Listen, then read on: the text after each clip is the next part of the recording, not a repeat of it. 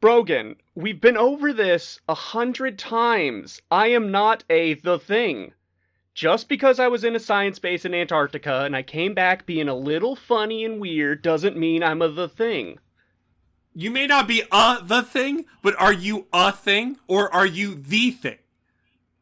That's a very deep philosophical question you're asking, and I think the only way we can address it is if we just do a normal episode of our show, where we talk about video games on the internet, and at the end you can conclude whether or not I'm the thing.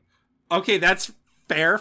I will say this entire time I will have this dynamite strapped to my body, ready to blow at any moment. Oh, is that what's in your pocket? Oh, I am also happy to see you, Murph. Okay. Video games on the internet. So what video games have you been playing, dear Brogan? Well, I've watched a TV show. How about that? Maybe you're the thing. But hear me out. I watched both seasons of the Fallout TV show. And let me say, it's better than you think it is. It is still very firmly rooted in what Fallout is now. I think there's certain elements of it that I really, really like. I think the thing I like most about it is that the main characters all have, for lack of better words, player character vibes. Like, you can see how they're written and how they make choices, and you see like the archetypes of players. Does that make sense? I've made it halfway through the first season and then kind of fell off because there was just it came out at a time there was a few big shows coming out, and I just had to make choices what to do with my time and never went back. But I will cop to that it feels very like Adventuring Party, especially with how they structure the protagonists and what their capabilities are. Yeah. And there's really cool stuff. I think the Walton Goggins stuff is really awesome. I think he's a great actor. I think him as the ghoul is great. And then I do think that there's a lot of good stuff regarding the past and the period piece stuff. I feel like most of my hang-ups are just Bethesda hang-ups of what Fallout is now. But honestly, it's not that bad for a show, because I think the show also has a specific direction and runs with it. Whereas we'll get to a little bit later, Fallout 4 is a little bit more bland. But season 2, I think my problems really start to take hold in season 2, because it's the new Vegas season, for lack of better words. Mm-hmm. But what it's doing in New Vegas is more so just co-opting the world and not really exploring any of the intricacies of the world. It's just excited to have a Caesar's Legion. It doesn't really care about what that means. And so it kind of also spits in the face of it's one of those things where it's if it makes no choices, then the ending, it's a no endings are canon, all endings are canon, and then it doesn't feel like a good payoff for anything. I think it's much better if you stuck to one thing. Does that make sense? I think more and more when it comes to adapting any sort of property, especially video games, is I do not want the straight adaptation of any of the actual game plots. Just give me something set in the universe, right? Yeah. I feel like there's still so much of Fallout's world that's unexplored. We've only really been West Coast and then a bit of the capital in Boston, but I don't know what's Miami in Fallout world. Oh, dude, that'd be so sick. That'd be so sick, Murph. I just want giant Scarface. Crocodiles. Yeah. Yeah, that'd be... Look, the Coke probably goes crazy in Fallout. Oh man, it's honestly the other thing about season 2 is like it's not just the Caesar's Legion thing. It also feels like the type of fan service that's just like it's not even like a major gesture. It's like such a very slight gesture because it is so tertiary to what's going on with the main characters. And I don't mind that. I think what's going on with the main characters and main plot works. But then why are we doing the New Vegas stuff? The only element that really works is Thoreau's Robert House. It's a really good portrayal of Robert House, and I really think that the showrunners knew what to do with that character. They didn't necessarily know what to do with anything else, so they just sort of had everything else spiral into oblivion, and then just gestured to those that as if they still like existed, even though it's been like 20 years and nothing's happened. Yeah. I've been watching a lot of like 90s camp television lately. Some Xena Warrior Princess, The New Adventures of Robin Hood, The New Adventures of Tarzan. We were doing a lot of new adventures in the 90s. And I feel more and more that like that format of like 22 episodes, just monster of the week shit, would work really well for Fallout. You know? Well, especially, like, I'm thinking of, like, Star Trek or, like, Twilight Zone. Yeah. Where it's, like, a side quest. Like, an entire episode's a side quest. They go to a vault, and it's like, oh, this vault, it's mind control, and then, like, the main protagonist has to make a choice at the end. And then he says some cool shit. And then you're like, wow, this is classic science fiction. Mwah! Yeah. Beautiful. That's what you live for. But we don't got time to do that in an 8-episode season. Ugh, terrible. Does it feel, are you like excited like season 3? They're gonna do... It depends on where it goes. I get the feeling that if they... The one thing that I think they're really gonna push is the Enclave. And Murph, I'm not gonna lie. The other thing I don't like about Fallout, especially modern Fallout, is how much they push the Enclave as like a weird thing. And every time the Enclave is like a bad guy in the Fallout series, they're almost like a joke, and then they are almost completely taken care of, and then you think they're done, and then they show up again, and you're like, oh, they're still here. They're still doing stuff. That's crazy. The Enclave was always like a weird part of Fallout 2, but Fallout 2 is a game that has a lot of weird parts, so it kind of goes over most people's heads where, I get the idea. And I think they do sell it, where you like walk into the room and you meet Joe Biden, and he's like, "We're gonna kill off all the inferior races. Hop in, losers! We're murdering mutants." Yeah, but then you go speak to like the scientist, and you literally can have a speech check to be like, "Can you think about this for more than 5 minutes?" And he's like, "Oh my god, we're doing a genocide!" And then he kills himself. Yeah, and then you escape. Yeah, I guess in the current political climate, there is something that could be said with an interpretation of the Enclave, let's say. Yeah, like a shadow government deep state thing. Like, it's so hot right now, Murph. Everybody loves shadow government deep state. But, I don't know. I feel like there's a lot more to explore. I feel like the original, or like the season 1 big boogeyman of like Vault-Tec is just really shitty as a company, and like it being company business motivated makes a lot more sense. Like, I look at the real world now, and I don't think the government is telling companies what to do.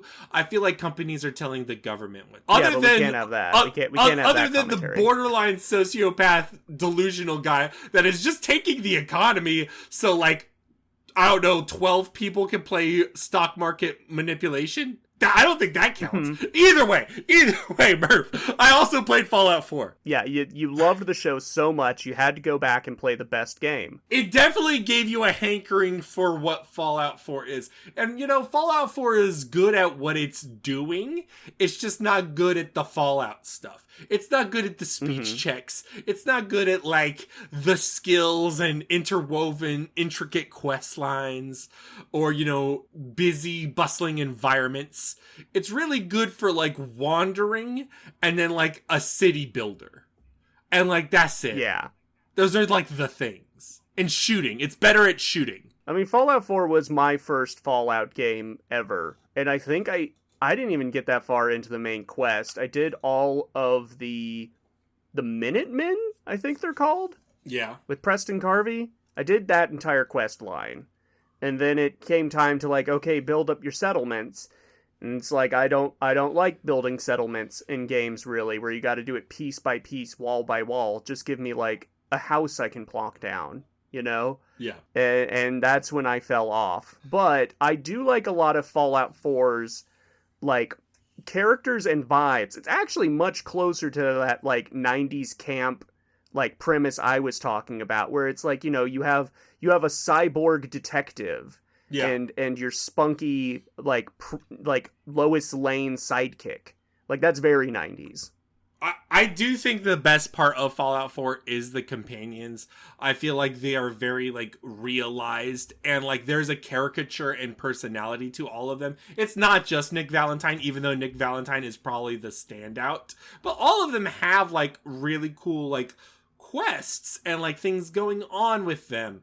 And that stuff is really fun and definitely helps it go along. In that sense, it kind of reminds me of Mass Effect 2, where it's like, is this a good RPG? Mm-hmm. Fuck no. But it's kind of an okay shooter, and like you're kind of here for the characters. I will always remember Fallout 4 for having one of the weirdest game mechanics, where if you get lost in the plot, you can go back to that one grandma and give her drugs, and she'll give you hints on where to go, but if you do it too much, she dies. Classic. That's a good move. Speaking of visions of the future... Okay, alright, that's a good one. You know, addressing what I brought up in the last episode, I still don't believe this. Steam has to be lying to me. I played like 400 hours of Hades 2 when I was in Antarctica, so I guess now's the time for my Hades 2 takes. After 400 hours! Hades 2 is okay. Yeah. Okay. I haven't played Hades 2, but Hades 1 was okay. I like Hades 1 a lot. I like its premise, I like its cast, I like its weaponry and diversity of buffs. Hades 2 almost weirdly feels like, I've used this term before, where it's like a culmination sequel, like Arkham Knight, but it's the second game in the franchise, and it's already everything I could want out of that, like, format. Yeah. And thus, it just kind of feels like, I don't know, there's not the same spark. Number one, I just don't find the main plot as compelling. Zagreus's plight is very personal. He just wants to get out of Hades. But Hades 2 brings it to this, like, grand stage where you are fighting a war on two fronts. All of reality is threatened. And thus, it just doesn't hit the same when you're having, like, little diversions to go to the taverna or the spa to romance up your companions. It just never really feels like it hits that point where I'm believing that the war is real. It's actually a problem that Dragon Age the Veilguard had, except when Dragon Age the Veilguard did that, everyone hated it, but Hades 2 is good, apparently. So, the thing I liked about Hades 1, I think it's very, like, typical. It's, like, good typical. Like, thumbs up, yeah. But, like, it's just what you order.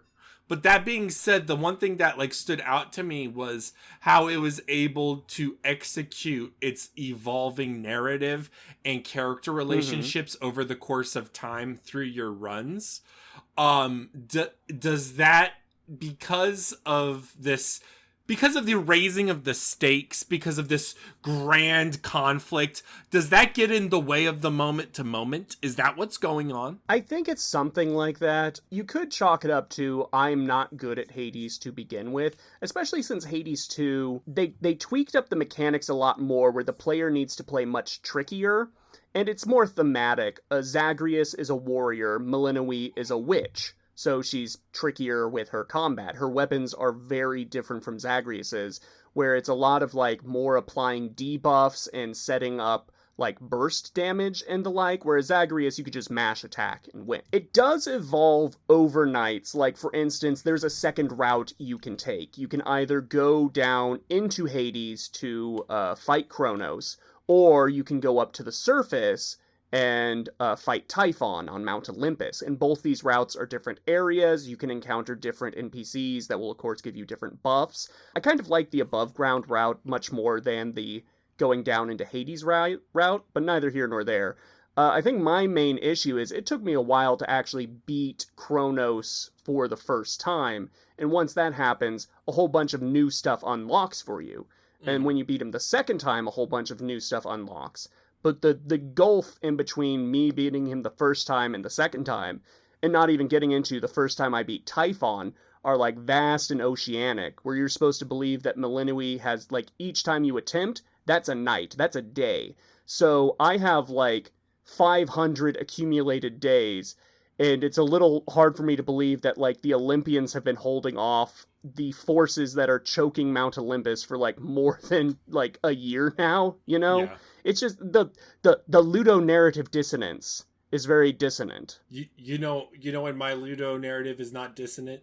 Go on. When I'm Leon Ass Kennedy tearing up a motherfucker with a goddamn chainsaw. So you have played Resident Evil 9, Requiem, Leon Kennedy's Night on the Town. Pretty much. Leon Kennedy's worst day ever, and he's not had bigger nights. He's had some tough ones. Okay, so what makes this one the worst? I mean, it's a good night for me. It's super fun. Just a lot goes on, Murph. A lot. Okay. Let me begin by saying that this is a really good Resident Evil game. It does, I think, have tone conflict.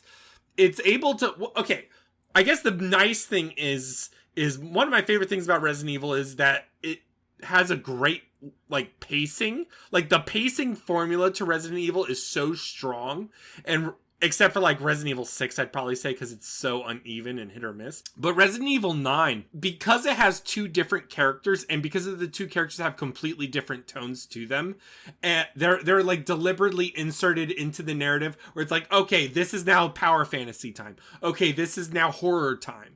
And like they're very slotted and they don't conflict with each other. Like you never feel like, you know, it doesn't feel dissonant the way that like Resident Evil 6 did. Yes. Where, because when we played Resident Evil 6, go dig into the archives of the channel for that one, listeners, we kept saying this would be much more functional if you were alternating campaigns rather than doing them all in one run. Because it becomes very deliberate. And it also helps that you're giving such like time with each one. They're given room to breathe. Like you're given multiple hours per, and then you go back and forth. The gray sections are the standout sections. I think they are like the best horror Resident Evil has done in a long time. And the Leon sections are what you would expect out of Leon sections. There's an open world segment, kind of, or it's like an open environment segment. I feel like pacing wise they could have trimmed a lot of the Leon stuff and it would have been okay. It goes on a little too long for me, but that being said, like it kind of doesn't matter. By the end of it, you're like in it and you're invested. It definitely feels like a culmination sequel in the way a Resident Evil would do it. It's not so much a Batman thing of like, oh, you're living in a Batman simulator, you can do all the things Batman does. It's more like a Resident Evil, like playing the hits, but playing the hits in a very nice, sincere, threaded way. Does it feel, so are you saying, does it not feel like it surprises you? Like it doesn't do anything like revolutionary? I think the one surprising thing is I don't think it pays off very well, but the initial setup of what's going on, which is that basically the survivors of Raccoon City have like a long-term T-virus infection and are seeking a cure. That's a really great setup. Like Leon is sick to start the game, and you can tell that he is not doing great. And by the end of it, he's on his last legs. So like you like that stuff is really engaging. You're like, oh shit. And like because Leon's such a Superman, it does matter. Like when you're doing all this cool shit, by the end of the game, he like stops what he's doing and coughs. Like in the middle of combat. You're like, fuck! No, Leon, don't do that! No! Oh, that gets you, man. That fucks with you. But that being said, by the end of it, there aren't surprises, and there's a lot of like member berries to it where it's like, hey, remember this cool thing? I think it works for the most part, but like I could definitely see a cynical person going into this, maybe even years down the line, and going like, you're not being creative or bold. But also I think that's the Leon stuff. I think the other nice thing about segmenting these is like the Leon section feels like a good Resident Evil 6. And the Grace section feels like a really, really good Resident Evil 7. Okay. I will say, like, so far, I actually don't know much about what happens in Resident Evil 9. I've remained pretty spoiler free outside of some, like, promotional stuff. And anytime I do catch a glimpse of, like, Grace gameplay, and it's like some blobby boy forcing himself down a hallway. Yeah. Like, the level of animation and the dynamism of what's going on, it, like, actually boggles my mind. It's hard to believe that it's, like, live gameplay. I think it's visually very impressive. I feel like the moments and the Predator stuff is so engaging. The Blobby Boy is just one of them. It's super awesome. Steven talked about it in one of his earlier episodes here, but like also the actual zombie monsters in this game, especially some of the more special elite ones, they have memories of what they were like when they were humans. So like a chef goes through different stations in his kitchen. So like in a stealth sense, you're sort of avoiding a chef, going through, food prep.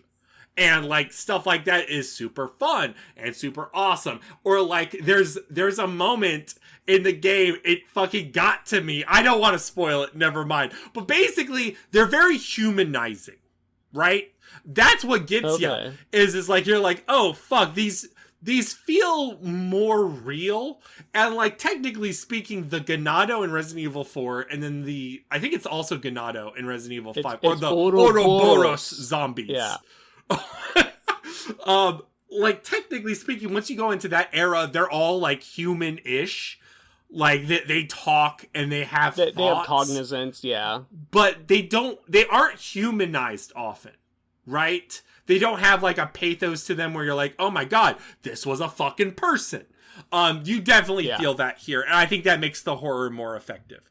Speaking of franchises that are like Resident Evil, as teased in our 2025 season retrospective, this is the first instance of the Tomb Raider Minute, where I will be talking about going through every single Tomb Raider game I can get my hands on within reason, and some of the other like supplemental stuff, like I'll look at the Angelina Jolie movies and such. Murph, I want to open this with my fear. My fear has nothing to do with the runtime of these games. My fear is, spoiler alert, I looked at his review of the original Tomb Raider. My fear is that Tomb Raider 1 is a B, and it's the best game of this franchise. Okay. So, I mean, just to show the hand a bit, I have beaten Tomb Raider 2, and I have beaten Tomb Raider 3, but we'll address those games in later episodes, because I kind of want to use this time to sort of outline what the goal is of this particular playthrough. In truth, I've been meaning to do a Tomb Raider playthrough for a while. It was actually, if we go back deep in the Murph lore, it was supposed to be like one of the very first games I did like a franchise playthrough of, because one of my very first like humble bundles back in 2014 just had all the Tomb Raider games in it. It was like a Square Enix like grab bag where it also had like all the Hitmans and stuff. And so I've played through Tomb Raider 1 before, and I was familiar with it. But my actual, like, what I want to discover going through this is the evolution of a gaming icon in Lara Croft. Because there's a lot that I think would surprise people about Lara Croft's initial, like, characterization compared to how she would come across in the reboot era with Anniversary, and then the second reboot era with Rise of Tomb Raider, Shadow of the Tomb Raider, and the like. Now, Tomb Raider 1 is a long game. It took me about 20 hours to beat, and that's kind of the standard for Tomb Raider 2 and 3 as well. Just as like a vibe check, I went and checked my playtime for Tomb Raider 2013 and Rise of Tomb Raider, which are previously the only Tomb Raiders I've played prior, like beaten prior, I guess I should say. And both those were under 13 hours. So that's my vibe check, you know? And it's not really that the game is hard. It's that it's just kind of slow and methodical. This is a platformer with tank controls. And Brogan, let me just check your vibes. How do you feel when I say that? I think of like Samus in Super Metroid, not that that's tank controls, but in the sense of when you first play it, you don't like how the character moves, and then you sort of gain an appreciation for the intricacies of it as you go. That's actually a pretty good point of reference. Because early on, especially if you're used to more modern platformers, it does feel weird. And an important thing to keep in mind is that while Tomb Raider 1 was a PlayStation darling, it was developed for like home computers first. And controllers for the home computers weren't a thing yet, so this was meant to be played with a keyboard. And so that's why there's not really a lot of times it asks you to do anything under duress. And so that methodical nature comes in where it's very clear in the player's mind, like once it clicks into place, what sort of jump you need to make to get to where you want to go. Where you'll look at a row of platforms and be like, okay, this is a standing jump. This is a running jump. This one I can't quite make, so I'll need to grab the ledge and pull myself up. And on that level, these games are kind of intoxicating. Like, it's never difficult, but the brain is never bored because you're constantly thinking about, like, what your next movement is. What your next, like, sort of bit of platforming is going to be. The other half of the game is combat. And the combat of the early games is Lara Croft just gunning down hordes of animals. Like just a whole fur coat factory worth of gorillas and lions. And that sort of bleeds into her very callous characterization in this first game. Like, the first bit of information the player would ever get about Lara Croft, if they're just, like, starting the game, is you get, like, a little magazine cover where it's like, Lara Croft kills Bigfoot, you know? And then a dude walks up to her and says, like, what would it take to get a man to get that kind of attention from you? And it just sort of goes from there, where Lara isn't, like, she's not a Nathan Drake, she's not even an Indiana Jones. She is very much a person that, like, lives for herself. All of the, like, relics and treasures she recovers, she's not doing that to put in a museum. She's doing that to put in her house. And then if you go in the deep lore, i.e. the Tomb Raider 1 manual, she then just writes about her experiences and makes money that way. So, like, the first game has this weirdly callous tone to it, where, because of Laura's disinterest in history, and part of this is probably that they just didn't have the budget to do, like, a lot of voice acting and cutscenes and such, where you'll just, like, walk into a room and find, like, a buried sphinx surrounded by flying mummy demons, and Laura, like, doesn't comment on it at all. It doesn't register to her, you know? And so there's, like, this real disinterest in the settings outside of sort of, like, a player-led, like, mysticism about ancient Egypt and Peru and such. But also, like, because of the combat is, like, very simplified to a degree where all you really need to do is get on a vantage point, and Laura can just, like, auto-aim to kill all the animals congregating around her. And it just feels very, like I said, there's no other word for it but callous, and at times just like it feels a little cruel. But that feeds into, I think, Laura's characterization as like this stone cold badass who really doesn't give a fuck about anyone but herself. Again, it's like weirdly interesting from what clearly inspired her are pulp stories like Indiana Jones, but she is very much more in line with like, I don't know, like a much harder James Bond character, Yeah. you know? Yeah. There's less reverence for the artifacts and more like, fuck it, let me get mine.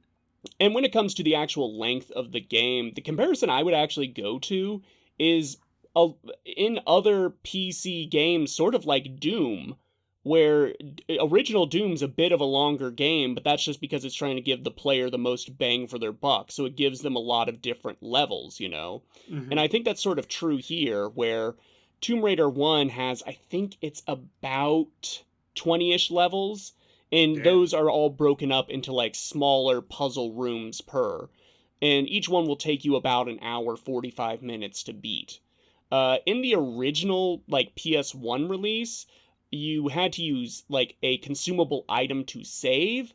In the PC and all further re-releases, you can just save anytime you want, which I kind of feel like is the better way to play it, because this is a game that will fuck with you a lot of times, where it's like, oh, I didn't realize that floor would collapse and drop me into spikes, you know, and it's much less punishing. And it does get me into a loop where, like, before I take any jump that I'm not certain I'm gonna make, I do, like, panic save a bit. And I think it does, like, that slower, methodical, almost dungeon crawler play does work for the first game. I would give the first game a pretty easy B, you know? Okay. And we'll see how it shifts from there.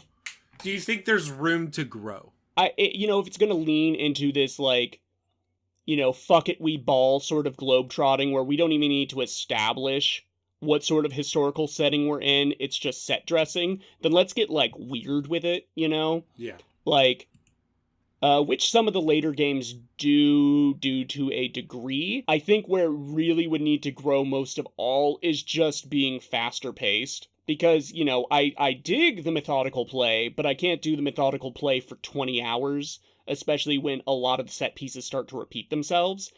And I guess I should comment on the final area.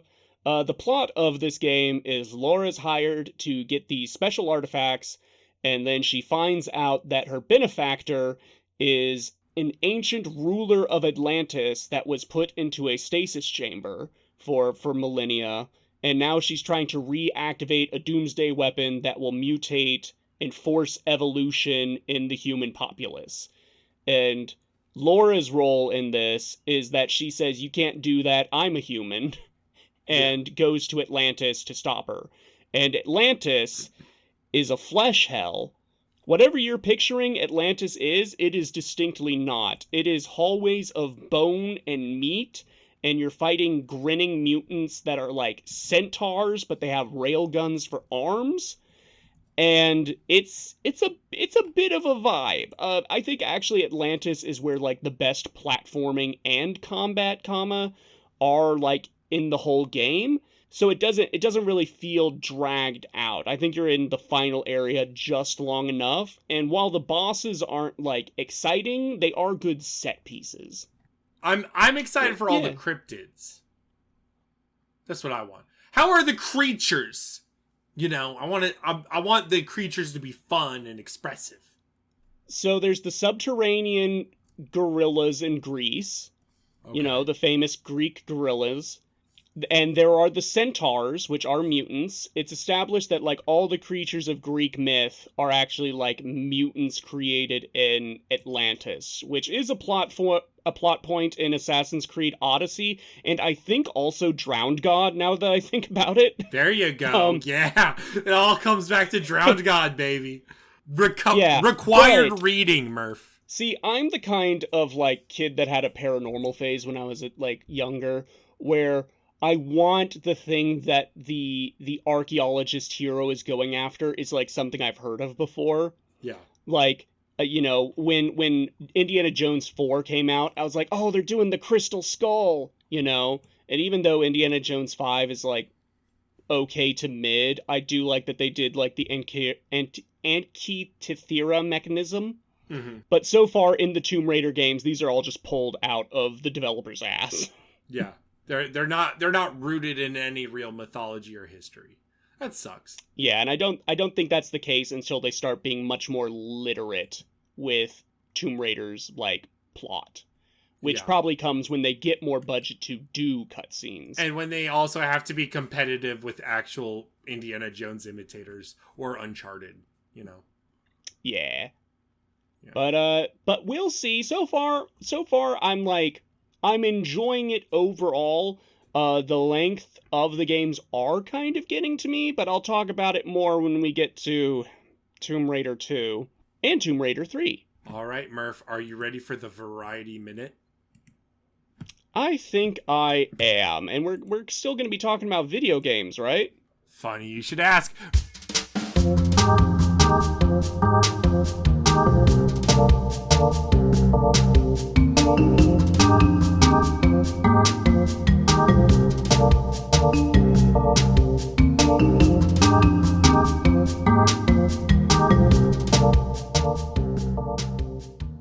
Murph, this week's Variety Minute is not a video game at all. It's a movie. We're a movie podcast now. Oh, no.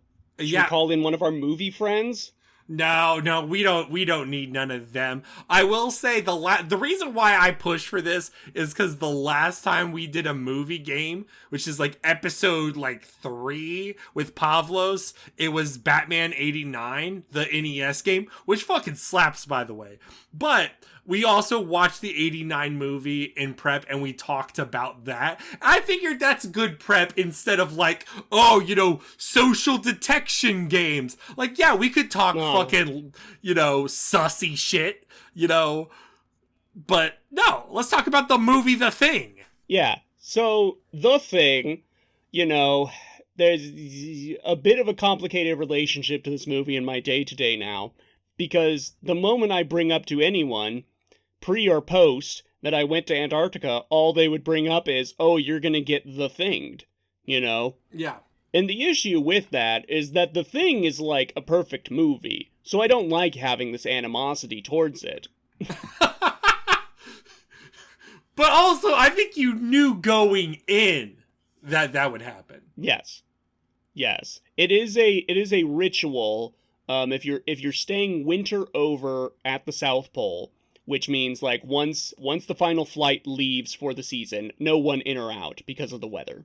So once the last flight leaves, everyone that's gathered there, which is like 35 people, I think, for winter at South Pole, they gather in the film theater, which the base has, and they watch all 3 Thing movies back to back. Oh my gosh. That's crazy. So it is ingratiated in the culture of Antarctic research. Okay, fair enough. Even though it all goes horribly wrong, I think they just think it's fun. It's fun, you know, because you can point and say, like, oh, that's not how it would go down. That's not standard. That's not OSHA certified. We have quarantine procedures, okay? Let me ask you the first question, because you were on the base. When, I think it's Knowles that preps the food, did you have any thoughts about food prep during this watch? So I want to give a shout out to my guy Knowles, you know, for all my fellow Stewies out there. The Stewie is like one of the last guys to get taken out in the movie. We got those survival instincts. Okay. The scientists, the wasties, the military, the Seabees, all taken out so early on. But the Stewie, the humble Stewie, makes it to the end. Just gets ambushed in the dark. Yeah. We did do a group watch with me and my coworkers, and we all commented, like, why don't we get rollerblades? That'd be so fun. Do you have any other favorite characters? I think my favorite character on this watch, I think his name is Gary. It's the old guy that's the leader before people think he's the Thing. Yeah. And he kind of reminds you of Jimmy Stewart, but it's like a low-rent diet Jimmy Stewart. I've never thought about that, but okay, I can see that. He's wild because his, like, you know, before he even understands what the situation is, he just breaks that fucking window, which no, you would not do that in Antarctica, especially if winter's coming. Yeah. Yeah, you're gonna let the cold in. That's crazy. Yeah, and later you can see it in the background. It's like boarded up, but it's not a good job. As far as like favorite characters, it's hard to say because this is a kind of movie where like everyone's pretty competent, you know, Mm-hmm. where it's not your typical horror setup where people are just making stupid decisions. And you know, there are some stupid decisions made in the movie, but they make sense for the characters making them. Honestly, I've always liked Wilford Brimley in this movie. I I like agree. Blair because for a while you do buy that he's not infected, right? When he's like breaking down stuff and he's like, we can't let it get out. Part of me is like, yeah, you know what? I think you all should just eat a bullet right now and pray. Um, I do like his little program that he vibe codes with Chat GPT to like show what a thing infection rate would look like. Yeah, You know, that's fun. like how I did he like put that. that together? I also like it's the last time you see him talk. He's like, "Hey, I'm all better now. Let me out. I won't kill anybody." It's like the most suspicious shit you could say. And Kurt Russell's just Yeah. like, "No, dude." He just like closes the thing. He's like, "I'll talk to you later." That's The the movie is best. clever with that, with how it fucks with you on who you think is infected. Like Clark, the dog handler.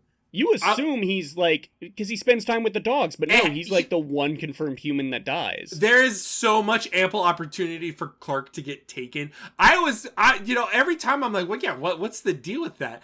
I think the thing I watched, or like what I took away this time around, was two things. Number one, I saw it's so clear every step of the way how many deliberate choices the thing makes to sabotage.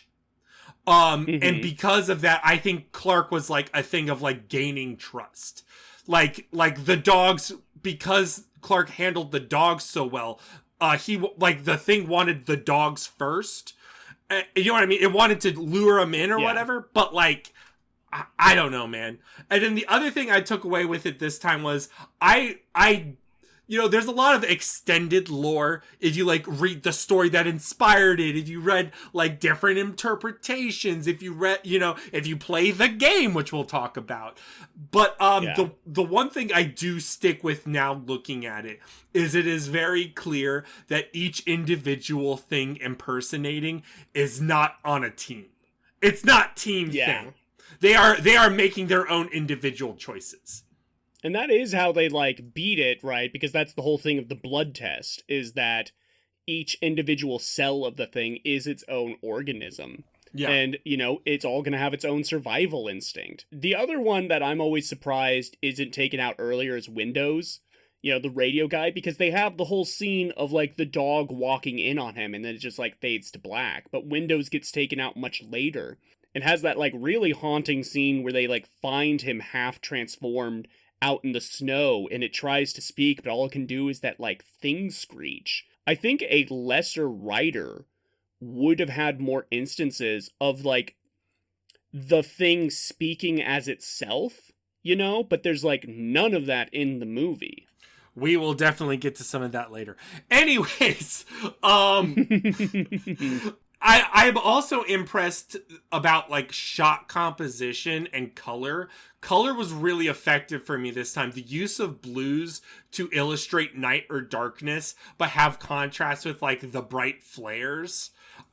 Just really pretty. It's a really pretty movie. Just absolutely gorgeous. This time around, I had like a much more like larger appreciation of it, instead of like when I was younger I used to just watch it and be like, yeah, fuck yeah, this movie. Now I'm more like I sit back and I go like, yeah, this is pretty good, but like it's a much more reserved knowing pretty good. It's pretty perfect.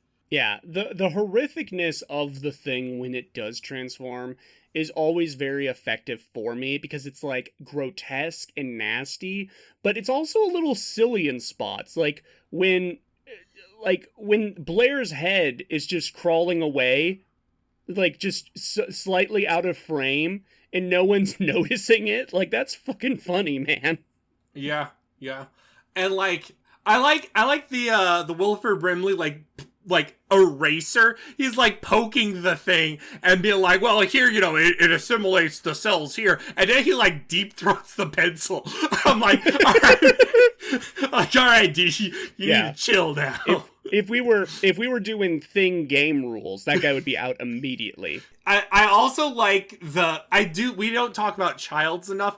This time around, I was really like watching Keith Davids' performance. And what I really like about it is like he's so confident in his portrayal and his character. And the character's written so well, but only used so sparingly, that he is a great counter to McCready. But like, again, he is not ever present. I think with Childs, it always comes across that he could be the protagonist, but we're just following McCready. The camera's pointed at McCready. And I think it's very interesting when you regard, like, their role on the base. McCready is a pilot, and Childs is a mechanic. And if, I don't think this was John Carpenter's intent, but on an Antarctic base, there is a bit of animosity between the mechanics and the pilots, because it's kind of like, you broke it, and I don't have the pieces to fix it, and I gotta make do now, Yeah. That's very interesting. Real world example here. I also think that, like, the reason why they're equal is, like, they're almost like the human equivalent of wanting survival. Like, McCready and Childs' survival instincts are so heightened throughout that, like, they are naturally the last ones that will show up, even if the thing is imitating them. If they are perfect imitations, they're imitating the kinds of people that would survive. I think it's important to call out, like, especially in context of, like, the Thing game, is that the Thing movie was kind of a flop when it came out, both, like, critically and commercially. It's something that, like, not until it came out on, like, VHS that it started to get a following, right? Yeah. And now, and that's the case with a lot of horror flicks, is that people don't realize what they've got until it's in a more consumable state. I think the ending is also, this time around, I'm always of the opinion that the best way to interpret the Thing ending is that neither of them are the Thing, and it's more so the breakdown of human trust and humanity. Yeah. That's always been my favorite take. This time around, I came more like, Childs is probably the Thing. It was so interesting watching this with a group of people that hadn't really seen it before, or maybe not in a circumstance where they couldn't retreat to their phones, because internet's limited. But at the very end, like, everyone's like, well, I think that when he offered him the bottle of whiskey, it was actually full of gasoline, and it was a test whether he was human or not. And I'm just sitting there like, okay, but it also doesn't matter because that's where the movie ends, right? And barring any sequels, and the Thing has had sequels outside of the video game. It had a whole, like, comic series, which follows Childs and McCready trying to stop, like, a second outbreak of the Thing on a submarine, and then had a sequel series where it went into Brazil, and it turned out that Childs was infected the whole time, And those are always just so much diminishing returns, because you can't really do the ambiguity of which of these two dudes is infected, like, so many times. Yeah.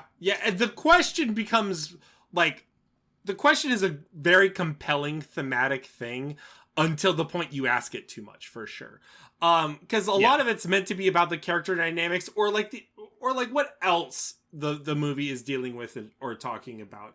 One of the things I've been thinking about and dwelling on regarding ambiguous endings, for a long time, I have meditated, and I used to be of the opinion, like, for Blade Runner, like, the theatrical cut, I liked the ambiguity of, like, Deckard possibly being a replicant. Isn't that the point?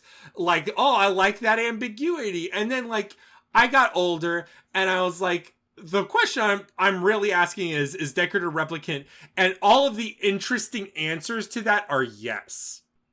And with that, I also think the important thing for that movie is we're not talking about Blade Runner, I guess. We'll save it for the Blade Runner video game. But like no, which also had a remaster. Yeah. There's a guttural reaction. I think if you asked every single person who watched Blade Runner, they don't want Deckard to be a replicant, and they don't want MacReady to be the Thing. Obviously the Thing's the worst thing, but like the real thing you have to interrogate is why don't you want Deckard to be a replicant, right? If a replicant is deeply human and has the same processes, you know. With this, I came around. I tried to ask myself a couple times throughout the movie, could MacReady actually be the Thing? I walked away going like, maybe. Kind of. Especially if they have their own survival instinct. MacReady's personality and it imitating its personality, I'm like, I could totally see it, I guess. But also, at the end of the day, you're like, it made a lot of dumb decisions if that's the case. Yeah, and that's the other thing with, like, Thing sequels is back to that question of like the Thing itself doesn't have a lot of like characterization, and if it does, it's like very subtle and up to interpretation. The more time you would spend like in sequel movies or comic books or video games with the Thing, the more it would beg the question of like, well, what is this Thing's like wants and needs and goals? My question is, would you call the Thing ending bleak? It depends on what the actual answer is. Like, like if I knew who was the Thing, I could give you an answer to that. I only bring it up because I had a debate with a coworker about it, where I was like, I don't know, I think they kind of won in the end to like some degree, right? Where the other stance was, well, because everyone died, it's a bleak ending. I think that's too simple for it. I think the one thing that makes me go, I don't know, or maybe it is happy. Again, my gut instinct is that they're both human, and in that case, it is a happy ending, even if they die. Yeah, they die together, not trusting each other. But I think it ultimately works out. I've always come to an idea. I think this is like my 5th time rewatching the movie. Is that, you know, if they assume the other is the Thing, they're still willing to share that whiskey, right?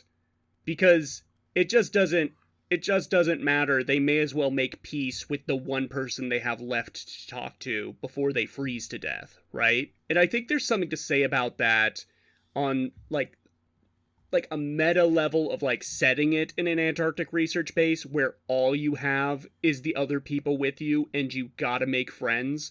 You really do if you're living down there, because friends is all you got, you know? Yeah. So you gotta burn those bridges, you gotta make peace with some people being weird. And I think that is a reading. I don't think it's an intended reading.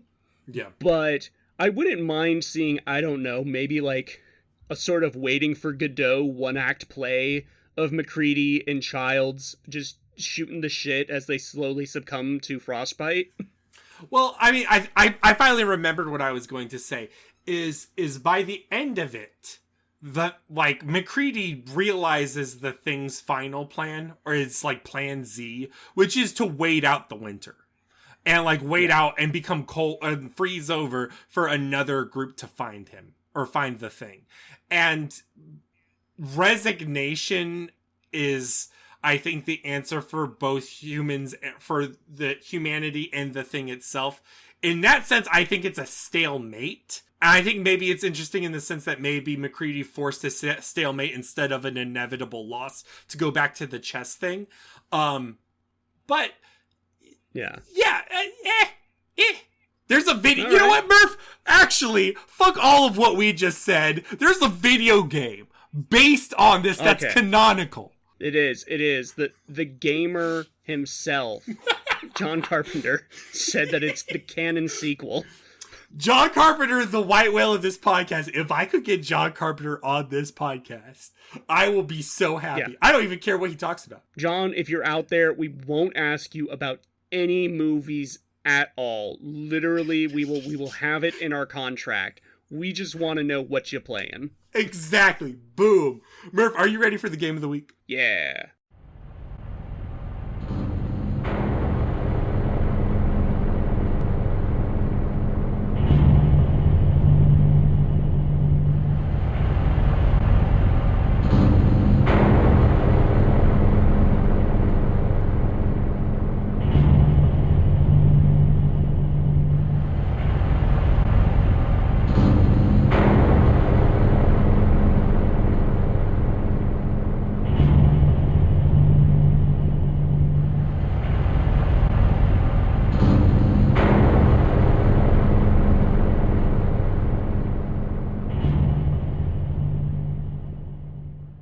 This week's game of the week is a 2002 squad-based third-person shooter by Computer Artworks, known as The Thing. It is a canonical sequel to John Carpenter's The Thing, the movie. You are Captain Blake, a member of the United States Special Forces sent to investigate mysterious activity at these Antarctic outposts, until you realize the deeper horrors that lay within the ice. There is notably squad mechanics, where you have not only to build trust with your squad, but routinely test them to ensure they are not impersonating your allies. The game has a clever use of inventory and combat, where you primarily need to shoot the creatures and then set them aflame after a certain amount of damage. Murph, I have a one sentence take on this game, but what did you think of this game? I have never been more curious if our playthroughs lined up than with this game. Because here's the thing, if our playthroughs are, this is the blood test. If our playthroughs are identical, this game is bad. Okay. If they're different, the game might be good.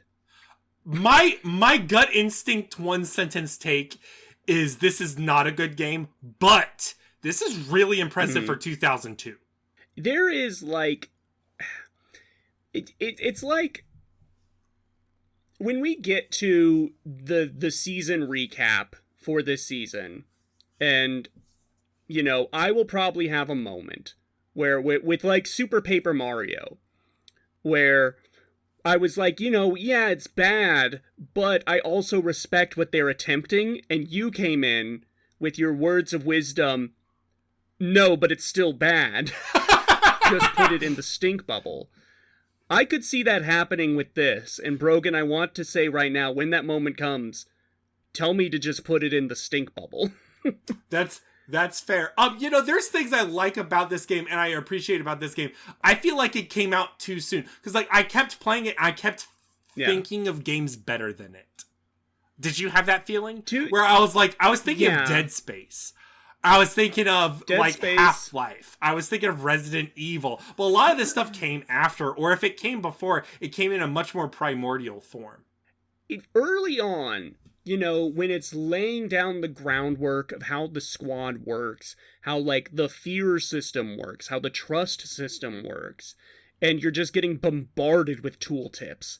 Early on, I was like, oh my god, they're doing it. Like, they had an idea, and they're executing on a video game version of the thing. And then it just falls apart, because the core gameplay, like, system of the trust is so easily gamed. I guess we should explain, like, how it actually functions, is that you have, like, 3 squad slots, and there's 3 types of, like, squad classes, where it's engineers, soldiers, and medics. And as you go through the game, they, like, your trust with them may fluctuate, but if you give them, like, guns and ammo, their trust will go up, or you prove you're not a thing with a blood test, and you can also test them. The thing now works on, like an infection, whereas before, like, in the movie, the thing clearly has to, like, kill the original and then replace it, right? That's not necessarily true, because it can do it by a single cell infection. That's why Fuchs says, hey, eat out of a can. If there's any cellular exposure, it can start. I guess that's true, yeah. Continue. But just, like, anytime in combat, your allies may get infected, and that could function what they are and aren't willing to do with you. I guess the issue is that the medic and soldier classes are kind of not that important to overall progression, because what you actually need in your party at all times is an engineer who will open doors for you. But because the trust system is so easily gamed by just giving someone a gun and ammo, because guns and ammo are plentiful, that engineer will always do what you want, even if they are a thing. I mean, my two big takeaways from this, I knew this going in, by the way, is that secretly what people want out of The Thing game is a Telltale game. They want dialogue. They want social deduction. They want to be able to read someone's reaction and see if they're lying and being like, oh, I don't trust people here. Whereas, like, this is a third-person shooter, man. It's a PS2 third-person shooter before Resident Evil invented over-the-shoulder shit. You know what I mean? Like, this is ugly in a lot of ways. I feel like it still works on a lot of levels. Yeah, you ultimately... This game is so built on scripting. Like, literally, when I was going through the game, the thing I was frustrated most by is the game wants you to do one specific thing, and you may not entirely be sure what that thing is, but you're trying to trigger the script for the cutscene, or for the party members, or for the, you know, you're trying to do something to move to the next process. And it feels so artificial and it doesn't feel organic. And that's when you break out of the immersion, and that's another reason why the whole system falls apart. I just never really felt myself building any sort of relationship with the party members, because they're so disposable, especially like in the actual like text itself. There's a lot of instances where transferring between levels, it will just wipe your party. Either they will all be scripted to transform into things, or you just somehow lost them in between levels, you know? Yeah. And there's a lot of like long stretches of the game where you don't have any party at all. You want to know the one game this reminded me of that I thought was worse than this game? We have played it on Daydreamcast. I want to see if you can guess it. American McGee's Alice. That's it! Yeah! Wait, really? Yes, wait, really? 100%. 100%. It reminded me of American McGee's Alice. Specifically, like, when it goes into the narrow corridors, and you're trying to just shoot the thing, and it just gets so mind-numbing. You're like, fuck. Yeah, oh my god, that's crazy. Yeah, because the thing with the combat, and ostensibly you want allies like medics and soldiers for the combat, but the thing is that you have an auto-aim. And ammo and guns are plentiful, so you're never, like, managing resources that much. I was so excited when it said to me, like, your allies will trust you less if they see you not engaging in combat. And I'm like, oh, if this is like a Resident Evil where I'm having to, like, count my bullets, maybe there's times where I won't want to shoot and let my allies take care of it, but that will make their trust go down. Like, that's an interesting gameplay scenario. And the game just doesn't do that because it's more interested in just being like a horde mode shooter most of the time. I think the other thing, okay, things I like about the game mixed with the things I don't like about the game. I feel like at a certain point in time, the environments, I like some of the environments a lot.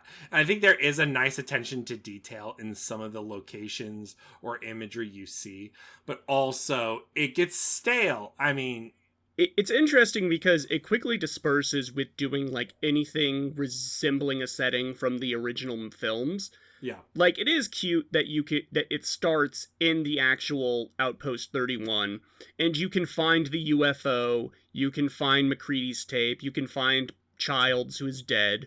Mm-hmm. But then it turns out that a special, like, paramilitary corporation found the thing earlier in the timeline and has set up a whole subterranean base to study the thing. Very Resident Evil. The whole Resident Evil vibe is like underground lab base, secret evil zombie thing going on.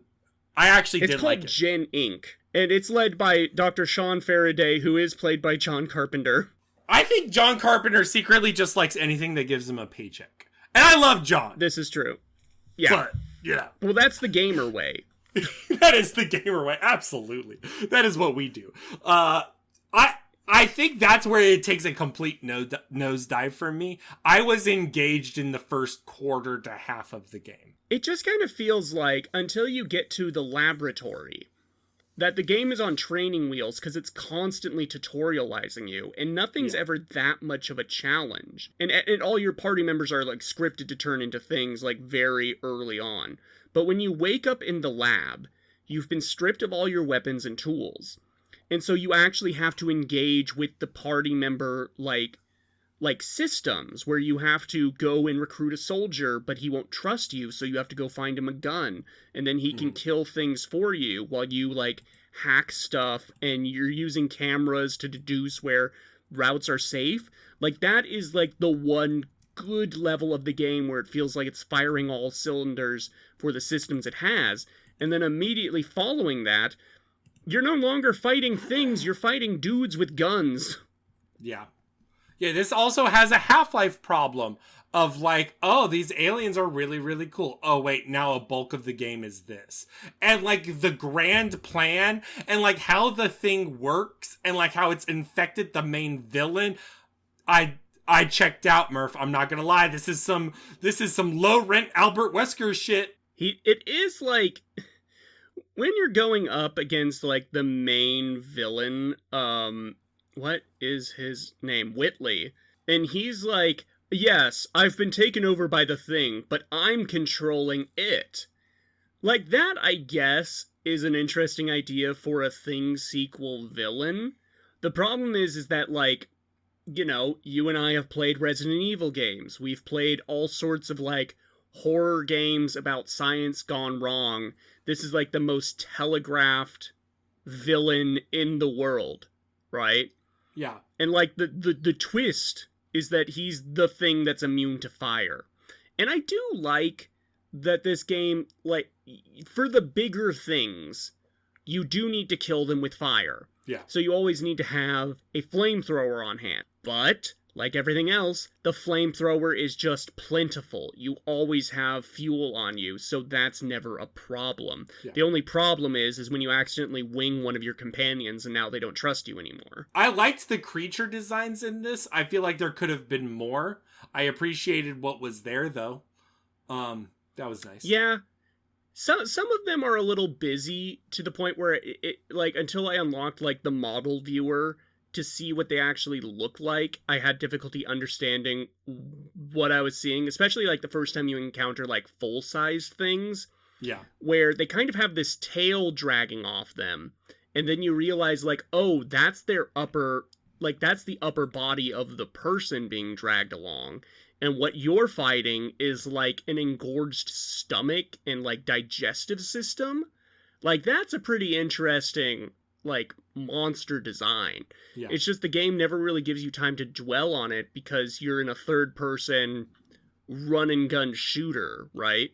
And again, I legit kept thinking back to Dead Space. I was like, man, we were too harsh on Dead Space. Where, like, it was just effective at what it was doing. The creature designs were fun. And, like, Dead Space also went for the unique ways to kill, where you have to think methodically about engaging. Again, to be fair to this game, I do think this is really advanced for 2002. But I also think it's juggling too much, and in effort to make it work, they made things easy, and by making things easy, it became easy to disengage. Like, it's so easy to check out and just go through the motions, then you might as well not have the mechanics. This is why friction matters. Yeah, I think this game would have been much better served by not actually doing, like, levels. Yeah. If it was, like a few open areas, and there's lots of human NPCs running around, and you're trying to, like, deduce who's a thing and stopping, like, swarms of them getting in and stuff. It sort of tells its story that way, where each run can feel unique. That would be interesting. And I'm not, you know, again, 2002, I'm not really sure if they would have had, like, the idea to do something like that, or what the capability would have been, or even how well that would have sold. I think it's much more interesting than this, which, you know, the story comes across pretty generic. Yeah. It was a bad sign where early on I was like, okay, this is like, if the thing is aliens or the thing is alien, this is aliens, right? It's more shooty, it's more military. There's a lot of things as opposed to just like one singular thing. But then you get the line where Captain Blake is like, "Watch your ass. You don't want to get an alien suppository." Oh my god. And that's when I checked out. The thing I don't like about this game is it's either I'm trying to think of how to say this. I feel like what I really liked about the movie, and we didn't talk about it during the movie segment, is that when the thing transforms or moves around, it feels so fluid that it could turn into anything, and anything could be inside it. Like when at the very end, there's like the dog still inside the one thing, and it's like still imitating that. It's turning into this weird amorphous thing. Like it feels almost stream of consciousness how it's doing it. Whereas in this, like these kind of feel generic. It just feels like it's repeating the things. It doesn't feel new. And then if it does feel new, it feels like it's only gameplay function of like, oh, bad guy has to look bad now.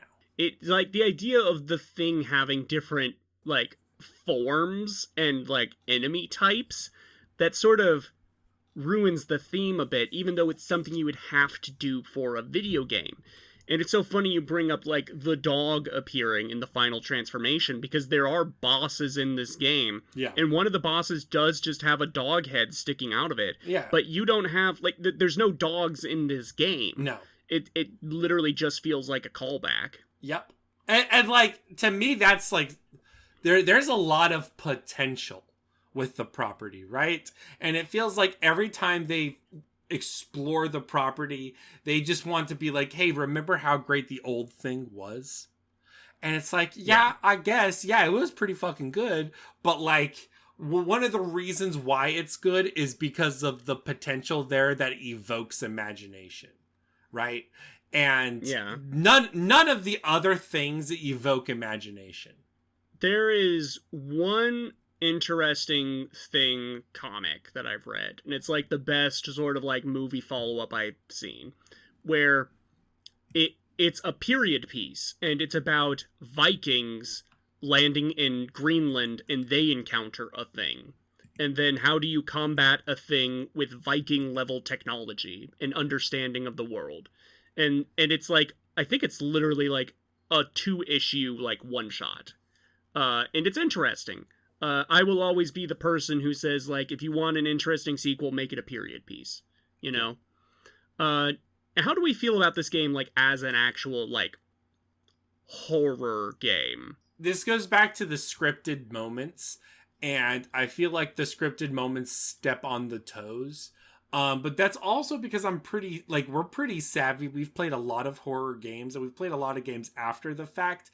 I feel like if we played it, 12 years old, sitting on, mama's couch on a PS2, it probably would be a little scary. But that being said, it really doesn't hit now. It just doesn't. I will also want to say, with all of us pooing on this game, I think Night Dive did a great job. Yeah, like it is, I didn't even know like a Thing game existed till Night Dive was like, we're remastering the Thing. And they did a lot of changes to it. The game has autosaves now. Prior, you could only save, like, at dedicated save points, kind of like Resident Evil. And they removed a lot of the scripted transformations, where you can actually bring quite a few enemies or allies past points of no return. It just does that thing where once you've beaten that gameplay segment, they disappear from the plot. There's a very, very funny sequence when you're in the subterranean area and you find a bomb, right? And it's like you have 30 seconds to get out. And you, Blake, could have up to 4 party members with you, and you run into the elevator, and your party members just get blown up by the bomb because they don't make it on. Because you're not intended to have party members past that point. When it comes to, like, the actual, like, horror set pieces, this game really ticked me off. Like, this is the actual thing that, like, got me mad at the game, was anytime you enter a room, it would take control of your camera and show you where the things are. Yeah. Right? Like, oh, they're dropping down from the rafters. Oh, they're busting through the doors. Oh, they're coming in through the windows. And it's just like, man, just let me walk into the room and be surprised. I feel like this game doesn't really have direction in that sense. It feels like it wants to, and because it wants to, it sort of steps on its own toes. I also want to complain, as we're talking now, about the final moment of this game. Oh, say it. Go into it. So you're fighting Whitley, and the answer is like, oh, this helicopter comes in, it's a mysterious pilot, and he's gonna help you. You get on your gun and you're shooting the shit out of Whitley, and it's like, oh, thank God, it's all over. What's your name? And he goes, RJ McCready. And you're like, fuck, dude. Fuck, you just ruined the ending. Fuck you. No, yeah, roll credits. Childs didn't make it out, but McCready did. And he's just been around? I guess. What gets me is the fact that he survived. Childs didn't, but he also just like froze as if he's not the thing. Did McCready just leave Childs to die? When you find Child's body in this game, it like says he died of hypothermia. Yeah, like as if he's a human. Yeah, so this is canon. John Carpenter said this is the canon sequel. So you were right, Brogan. Neither of them were things. And it's the worst outcome of my dream. This is terrible. Yeah. This is why the game's bad. I don't hate the game that much. This is like a 6 out of 10 for me. Like, I don't think this is bad. I'm glad that Night Dive has preserved it. I think this is an interesting artifact. It definitely has smell. I will, like, when we have our retrospective, this is going smelly.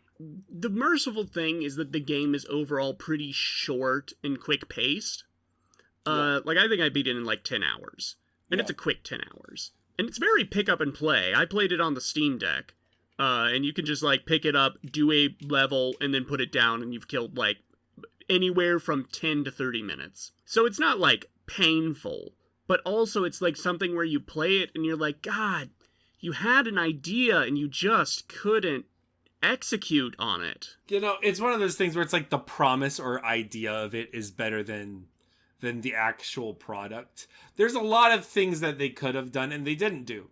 And, it's wasted potential. That's all it is. And, like, when you said, like, oh, someone wants a Telltale version of the thing. Technically, we have that coming out, like, pretty soon. It's called Directive 8020. It's by Supermassive. Oh, there you go. And that is a game about, like, a sci-fi space crew where a shape-changing alien gets on board. And the way they mix it up is each run, a different crew member could be infected, including one of your player characters. Yeah. And, you know, I think that'll be much closer to the vision.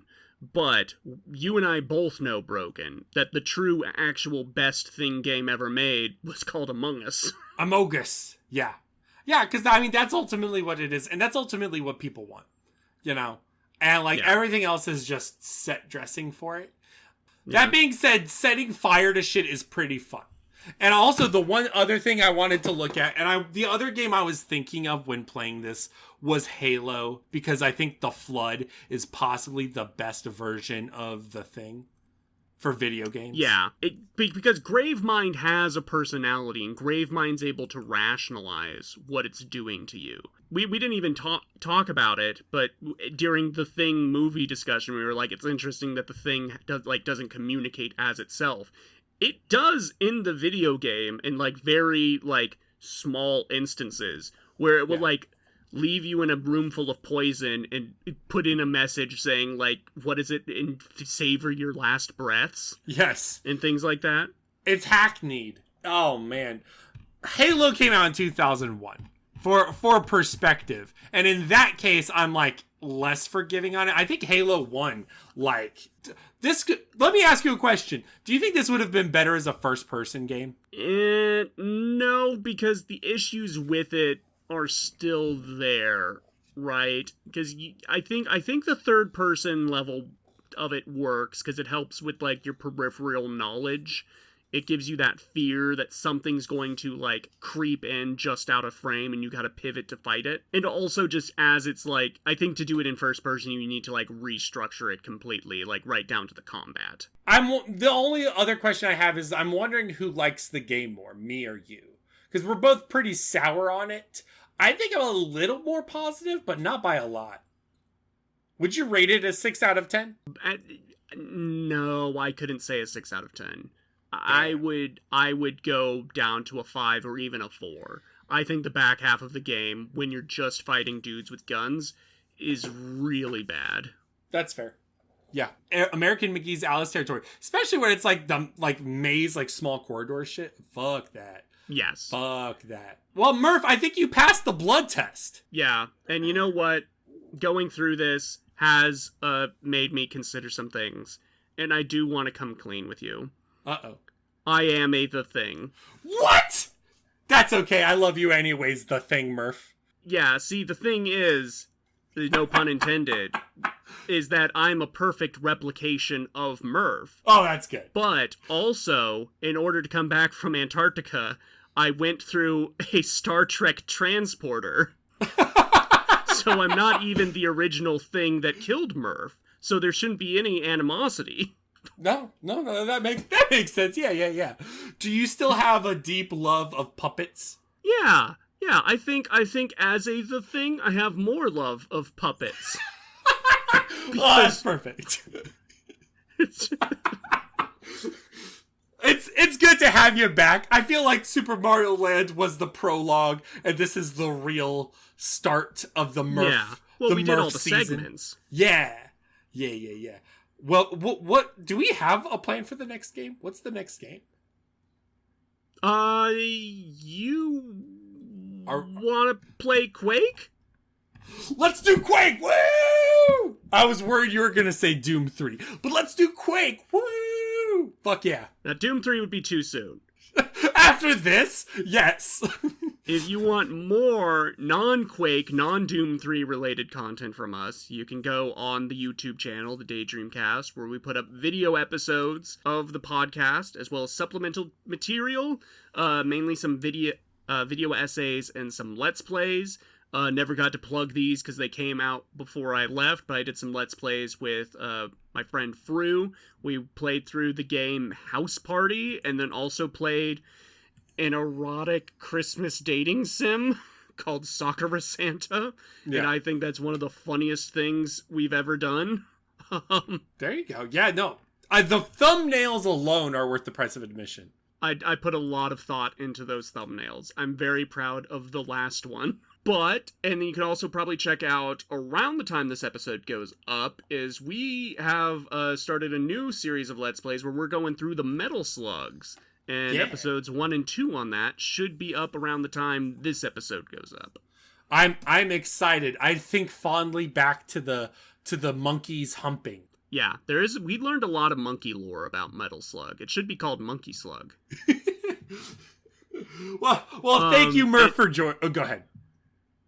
No, yeah, no, you were doing the outro. I was going to do the outro, but you can do the outro. You're the human.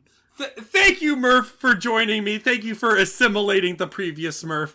And we'll see you next time, dear listeners.